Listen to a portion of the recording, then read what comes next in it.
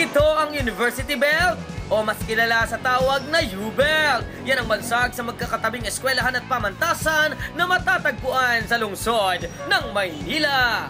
Sa dami ng estudyante dito, pagkain ang isa sa pangunahing patok na negosyo, kaya tara nang busugin ang tiyan sa mga patok na kainan ngayong pasukan. Ang ating first destination, Mendiola. Isa sa dinarayo rito ang Pericos Grill and Sizzlers. Ang kanilang mga putahe, Asian cuisine na binigyan ng panlasang Pinoy, masarap na, abot kaya pa ng bulsa.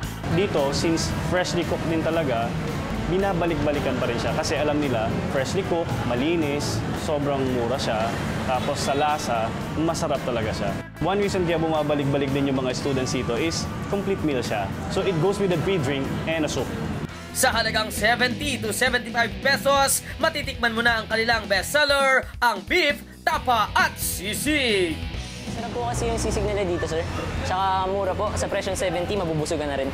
Lagi ko talagang binabalik-balikan dito sa Pericos yung beef tapa nila kasi mura na, masarap pa. Bahagi na ng ating kasaysayan ang Mendiola Bridge. Pero ang Pericos magiging bahagi naman ng buhay estudyante ng mga taga-Mendiola. Para naman sa mga tamaraos o estudyante ng Far Eastern University, favorite chibugan nila ang RK Cuisine sa may R. Papa Street.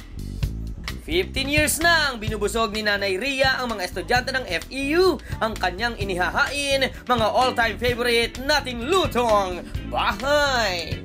Lahat ng pagkain namin, gusto nila. Sarap kasi. Kami nagluluto, yung tama lang sa isang araw. Para bukas, bago na naman.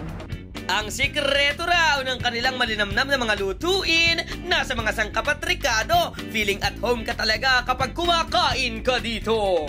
Most of the students ng FEU, dito talaga kumain sa RK. Bukod sa masarap yung pagkain nila rito, affordable, sakto sa amin mga estudyante. Lagi ako kumakain dito sa RK Cuisine kasi mura na, masarap pa. Kaya pa ng budget ko, pati yung allowance, sakto lang. Isa pa sa mga university chibugan, matatagpuan naman ito sa kahabaan ng Espanya, ang Beach Restaurant na patok sa mga Tomasians. Lagi ako dito sa Neats kasi masarap, malinis, malamig, mura pa. Tsaka very accessible yung place sa school namin.